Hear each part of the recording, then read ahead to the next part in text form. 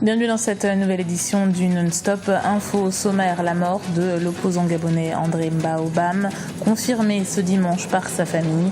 L'annonce de son décès a déclenché des émeutes à Libreville, notamment autour de l'ambassade du Bénin. Élections présidentielles et législatives ce lundi au Soudan. 37 millions d'électeurs sont attendus aux urnes. Le président sortant, Omar El-Béchir, est candidat à sa réélection. Un scrutin qui a décidé de boycotter l'opposition. Le Togo s'organise à l'approche de l'élection présidentielle prévue le 25 avril. Le Conseil national des patrons de presse a instauré une plateforme des médias pour offrir une couverture complète de l'événement. L'opposant gabonais André Mba Obam est mort ce dimanche à Yaoundé au Cameroun. Son décès a été confirmé par son neveu François Ondo Edou. André Mba Obam avait été ministre entre 1984 et 2009 sous la présidence de Omar Bongo Dimba jusqu'à la mort de ce dernier. Il fonde ensuite l'Union nationale et devient une figure de proue de l'opposition gabonaise. Candidat défait à l'élection présidentielle de 2009, il s'est longtemps réclamé vainqueur du scrutin. Malade depuis plusieurs années, il n'avait pas fait d'apparition publique depuis juin 2013. L'annonce de sa mort a déclenché des incidents dans la capitale gabonaise Libreville, des heurts confirmés par la présidence gabonaise. Écoutez les propos de Marc Onaï Sangui, secrétaire exécutif de l'ONG Brain Forest. L'annonce de sa mort a surpris beaucoup de gens, même si on savait très bien qu'il était malade. La mort de sa disposition a surpris beaucoup de ses sympathisants. Et avant sa mort, il y a des rumeurs. Et lui-même, il a affirmé qu'il a été empoisonné par les gens de son ancien système. Et d'aucuns indexaient une autre personnalité autour du chef de l'État. Et c'est ce qui a occasionné tout de suite, dès l'annonce de sa mort, des manifestations de rue, des édifices qui ont été incendiés et tout ce qu'on a pu voir hier soir comme manifestation. Les Nigérians votaient samedi pour choisir les gouverneurs des 29 États de la première puissance économique africaine. Le général Buhari, président fraîchement élu, a également remporté le poste de gouverneur dans l'État de Lagos, la capitale. C'est Akiwumi Ambode, membre de son parti, qui siégera dans la mégalopole de 20 millions d'habitants. La commission électorale a confirmé ce résultat dimanche. Les Soudanais sont eux appelés aux urnes ce lundi pour élire leur président de la République et leurs députés. Le président sortant Omar El-Béchir brigue son dernier mandat. Les principaux partis d'opposition ont appelé eux à boycotter le scrutin. Kekeli Afetou.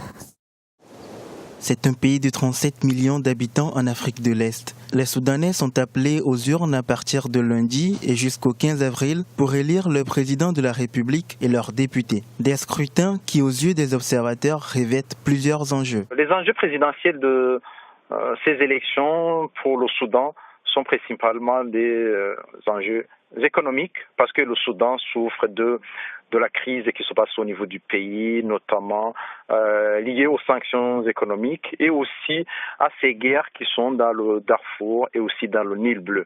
Donc, il y a aussi un besoin pour la population, un besoin de réconciliation, un besoin aussi de la fin de la guerre qui se trouve au niveau du Sud et aussi au niveau de Darfour. Si le parti du Congrès national, celui du président Omar El-Béchir, est quasi certain de la réélection de son candidat, l'opposition de son côté appelle à boycotter ce qu'elle considère comme un simulacre d'élection. L'opposition voudrait la mise en place d'un gouvernement transitoire permettant une meilleure représentativité de toutes les sensibilités politiques du pays pour faire face aux nombreux défis que le Soudan doit relever. Pour le président Béchir, éventuellement s'il gagne les élections, son dernier mandat, la fin des poursuites de la Cour pénale internationale et ce qui va s'acheminer vers la solution du président kenyan, se présenter et essayer de jouer la transparence et jouer la justice en tant que telle.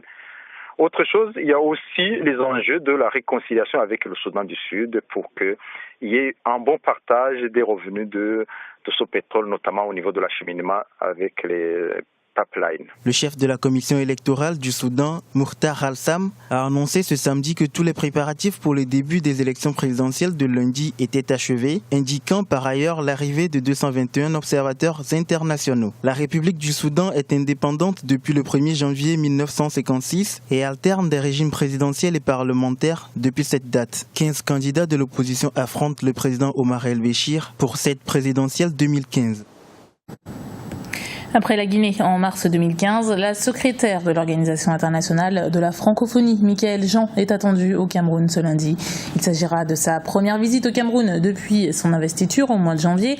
Elle répond ainsi à l'invitation du président Paul Biya, président qu'elle rencontrera mardi. Elle s'entretiendra également avec le Premier ministre, le ministre des Relations extérieures ainsi que plusieurs associations de femmes. Au Togo, le Conseil national des patrons de presse met en place une plateforme de collecte, de stockage, de traitement et de gestion de données jusqu'à leur diffusion. La plateforme embauche 50 journalistes reporters déployés sur toute l'étendue du territoire pour couvrir la campagne présidentielle d'avril 2015. Reportage de notre correspondant Lev Tiounou. Pour assurer une couverture médiatique assez professionnelle au cours de cette présidentielle d'avril 2015, le Conseil national des patrons de presse togolais innove en mettant en place une plateforme de médias. Objectif, permettre aux médias togolais, aux électeurs et au public de consulter en ligne des informations sur la campagne électorale. 50 journalistes sont déployés sur toute l'étendue du territoire national togolais. Les 50 reporters qui sont déployés sur le terrain vont approvisionner la plateforme et les médias togolais vont venir puiser de l'information sur cette plateforme-là. Ces 50 correspondants locaux ont bénéficié d'une formation en rédaction de dépêches. L'objectif recherché est l'instantanéité dans la diffusion des informations sur la campagne électorale. Ça va faire tâche d'huile si nous réussissons. C'est pour ça que nous veillons à ce que toutes les informations qui y parviennent participent à une élection apaisée, transparente et acceptée par tous. Ce travail des professionnels de médias togolais contribue au renforcement de la démocratie. L'Internet est indispensable pour cette mission. L'expérience togolaise montre que le traitement d'une élection peut se faire dans un cadre inclusif pour que les médias puissent avoir les informations et les traiter selon leur ligne éditoriale. L'actualité économique, c'est la chute enregistrée par le cours du fer. Après une baisse de 30%, le marché du minerai de fer se prépare à subir une nouvelle crise. Les perspectives semblent même encore plus sombres que celles du pétrole, dont le prix du baril gravite autour de $50 actuellement. Kekeli Afeto. Les cours du fer ne cessent de s'effondrer depuis plusieurs mois. Ce minerai a perdu 30% de sa valeur en un mois et près de 60% depuis un an. Pour de nombreux économistes, cette capitulation du marché s'explique par une conjonction de facteurs qui jouent sur la loi de l'offre et de la demande. Il y a une surproduction dans le secteur parce que dans ce contexte d'abondance d'offres-là, la demande baisse obligatoirement, notamment, si vous voulez, la demande concernant la Chine, dont les prix du minerai de fer ont baissé pratiquement de 47% en 2014 et ont encore reculé de 13% au début de cette année 2015.